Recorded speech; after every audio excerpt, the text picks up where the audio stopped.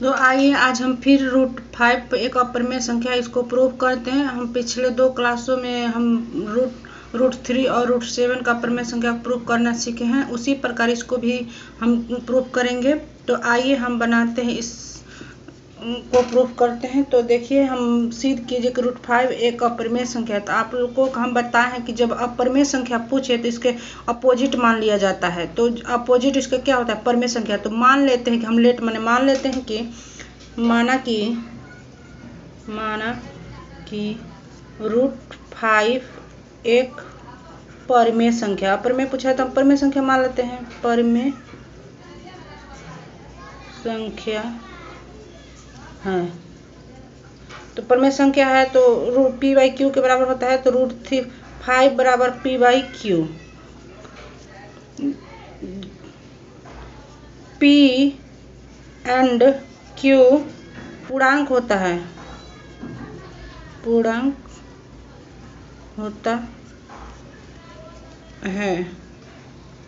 इसका HCF जो होता है, HCF माने आप लोग का होता है PQ का 1 होता है। अगर इतना आ गया आपका जो इसका HCF है, अगर 1 के बराबर आ गया तो आप लोग का ये जो संख्या है परिमेय संख्या होगा। अगर 1 नहीं आया, अगर 1 से ज़्यादा कोई भी संख्या आ गया तो ये अपरिमेय संख्या हो जाएगा, जो कि Q है 0 के बराबर नहीं है।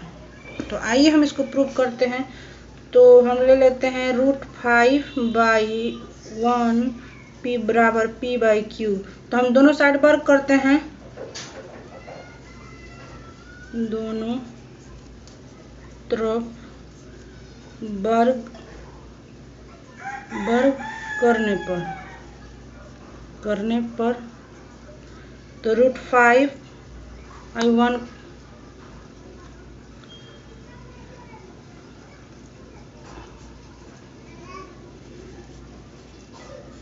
तो आपका हो जाएगा √5 का वर्ग हो जाएगा 5, 1 का 1 हो जाएगा, p का वर्ग हो जाएगा p², q का स्क्वायर हो जाएगा इतना। तो ऊपर नीचे हम गुणा कर देते हैं, तो p का हो जाएगा यहाँ पे p², इसका हो जाएगा 5q²।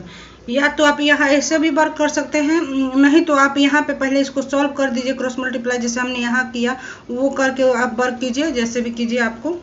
तो इतना हो गया p² बराबर 5q²। मेरा p इतना के बराबर आया, तो इसको समीकरण 1 मान लेते हैं,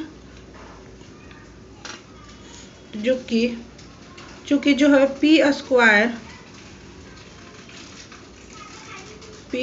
से 5 विभाजित है।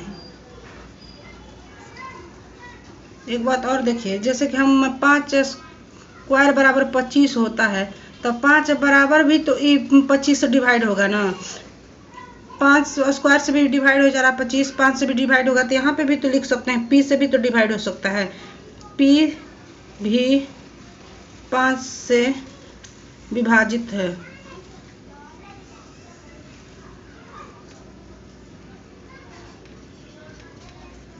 विभाजित होगा। तो फिर पुनः मान लेते हैं कि फिर से मानिए, पुनः यहाँ पे 5 है तो यहाँ पे हम 5 लाए, पुनः मान लीजिए, माना कि p बराबर यहाँ पे, अब यहाँ पे q माने हैं आप लोग, तो यहाँ पे 5r मान लीजिए, r। अब इसको वर्ग कीजिए फिर से, दोनों तरफ फिर वर्ग, फिर से दोनों तरफ वर्ग करने पर तो आपका हो जाएगा p² बराबर 5r²। तो p² का हो जाएगा आपका p², 5r² का हो जाएगा 25r², जो कि p² इतना आ गया। तो देखिए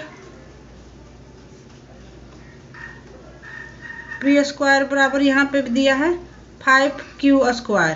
तो हम लिख लेते हैं समीकरण 1 से, तो हम यहाँ पे p² के जगह में लिख लेंगे 5q²। मेरा q² 5 p² के बराबर है, तो 25r²। तो हम 5 से काटेंगे तो 5 बार में जाएगा, तो आप लोग का हो जाएगा क्यू स्क्वायर बराबर 5r²। देखिए यहाँ पे क्यू स्क्वायर बराबर 5r² आ गया। तो ये भी क्या है, 5 से डिवाइड है। तो लिखते हैं, चूंकि, रुक जाइए इसको हम मिटाते हैं।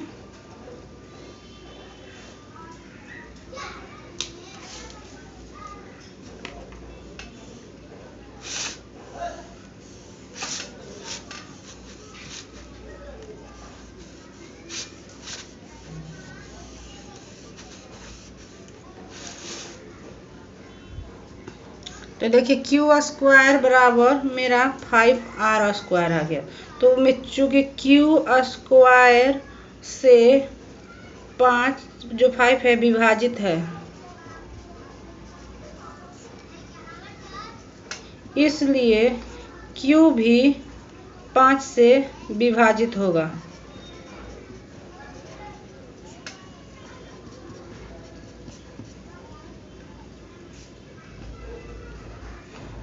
फिर से चूंकि P एंड Q, P और Q दो संख्याएं 5 से विभाजित है, 5 से विभाजित है। देखिए यहाँ P भी जो आया था हमारा 5 से विभाजित था, यहाँ पे Q भी मेरा 5 से विभाजित है। तो आइए हम देखते हैं इसका। अतः HCF जो है, HCF PQ का 5 आया, आपका 5, जो कि 1 के बराबर नहीं है, इक्वल नॉट 1। जो हम बोले थे PQ का अगर HCF 1 आएगा तो मेरा परमेय संख्या होगा, लेकिन 1 के बराबर जब नहीं आएगा तो अपरमेय संख्या है। तो 5 1 से बड़ा है तो 1 के बराबर तो है नहीं, तो मेरा 5 बड़ा है और 1 से ज़्यादा है, तो हम इसको मान लेते हैं, तभी हमारा। अतः यह अवधारणा के विपरीत है। जो हम अवधारणा मांगने थे परमेय संख्या, उसके विपरीत हो गया, क्योंकि ये तो अपरमेय संख्या आ गया, विपरीत है। अतः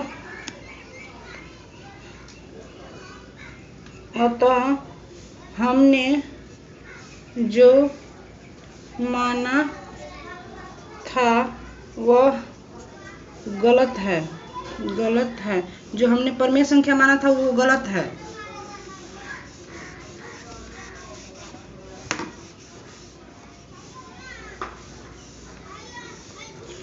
इसलिए √5 एक अपरमेय संख्या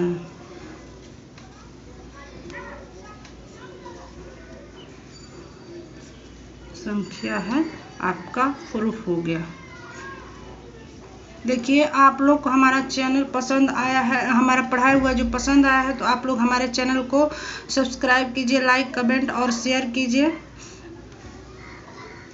तो आज हम इसको √5 को अपर में को प्रूव करना सिखाए हैं, और 2 क्लास पहले में हम √3 और √7 को भी सिखाए हैं। तो अगला हमारा क्लास होगा 2 + 3 √5 का अपर में संख्या, उसको प्रूव करना सीखेंगे, क्योंकि ये 10th क्लास का 3 या 5 मार्क्स का पूछता है, तो आप लोग को बहुत ही ज़रूरी हो जाता है। तो हम इसका प्ले लिस्ट भी बना देंगे, आप लोग एक ही के पास √5 का अपर में संख्या को प्रूव करना देख सकते हैं।